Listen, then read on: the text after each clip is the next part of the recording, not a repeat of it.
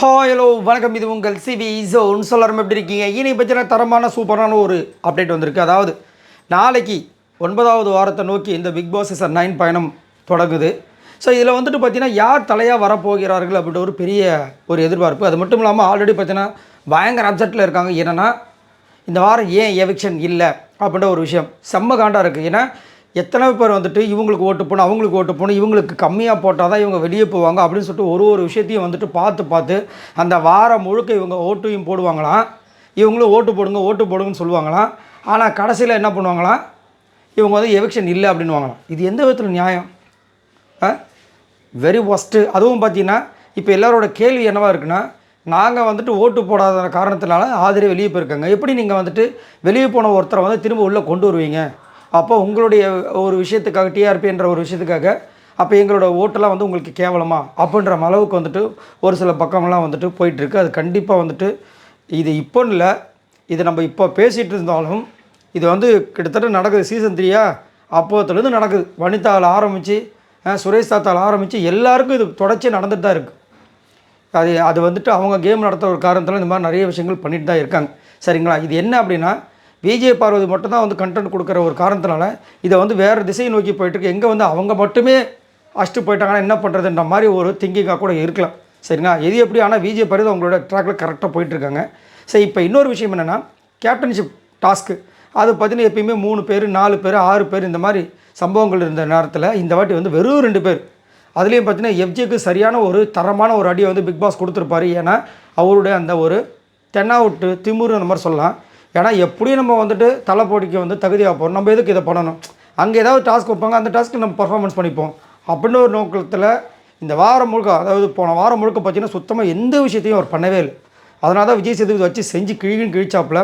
அதில் big pass வந்து என்ன பண்ணிட்டாரு, இவ்வளோ நெக்கில் இருக்கீங்களா, சரி அந்த விஷயத்தை நானே பறிக்கிறேன்னு சொல்லிட்டு அவர் வந்து ஒஸ்ட் பர்ஃபார்மன்ஸில் போட்டு தூக்கி வந்துட்டு ஜெயிலில் போட்டாச்சு. ஸோ இப்போ பார்த்தீங்கன்னா வெறும் 2 பேர் மட்டும் தான் வந்து இந்த கேப்டன்ஷிப் டாஸ்க்கு வந்துட்டு இருந்தாங்க, போட்டி போட போகிறாங்க அப்படின்ற மாதிரி அறிவிச்சிருந்தாங்க. யாருன்னா பிரஜன் அண்டு ரம்யா. நான் ஆல்ரெடி உங்களுக்கு சொல்லியிருந்தேன், கண்டிப்பாக வந்து பிரஜன் வந்துட்டு கேப்டன் ஆகிறதுக்கு வாய்ப்புகள் இருக்குது, அந்த மாதிரி விஷயங்கள் நடக்கும். ஏன்னா ரம்யா மேலே இருக்கிற ஃபோக்கஸை விட பிரஜன் மேலே அதிகப்படியான ஃபோக்கஸ் இப்போ சமீப காலமாக இருக்குது. விஜய் சேதுபதி இன்றைக்கி கூட ப்ரொமோவில் வந்துட்டு அவர் அப்படி லைட்டாக சண்டை விட்டு நீங்கள் விலைக்கு வந்துடுவீங்க கேமுக்காக அப்படின்ற மாதிரிலாம் கேட்கும்போது, இல்லை சார் இந்த நீங்கள் எப்படி பண்ணுவீங்க பாருங்கன்ற மாதிரிலாம் ஒரு சில விஷயங்கள். ஆரியை வந்துட்டு தூக்கி உள்ளே இறங்குறது எனக்கு இன்னுமே பார்த்தீங்கன்னா, ஏன் ஆரியை பேச வச்சாங்க? ஏன்னா ஆரி வந்து ஹாய் மிச்சி அப்படின்னு அவர் சொன்னாலும் அவர் வந்துட்டு நான் பேசி கிட்டத்தட்ட ரொம்ப வருஷம் ஆச்சு, அவர் எனக்காக வந்திருக்காரு அப்படின்னு சொல்லும்போது இது எங்கேயும் முரண்பாடாக வருது. ஸோ ஆரியோட ரசிகர்கள்லாம் வந்துட்டு பிரஜனுக்கு ஓட்டு போடுறதுக்காக இந்த மாதிரி ஒரு விஷயத்த பண்ணுறாங்களா என்னன்னு தெரியல. ஆனால் முன்னாடி அவங்க பழகிருக்காங்க, அது மாற்றுக்கிறது கிடையாது. ஆனால் திடீர்னு வந்தபோது பிக் பாஸில் ஃபேமஸாக இருக்கிற ஒரு பர்சன் இவங்களுக்கு வந்துட்டு சப்போர்ட் பண்ணுறதுக்காக ஒரு வீடியோ கொடுக்குறாங்க அப்படின்னா சம்திங். சரிங்களா? அது மட்டும் இல்லாமல் பிரஜன் இந்த வாரம் கேப்டனாக வந்தால் எப்படி இருக்கும் அப்படின்ற ஒரு எதிர்பார்ப்பும் இருந்துச்சு. இப்போ வந்து என்ன அப்டேட்னா, பிரஜன் தான் வந்துட்டு கேப்டனாக ஆகியிருக்கார் அப்படின்ற மாதிரி ஒரு அப்டேட் வந்திருக்கு.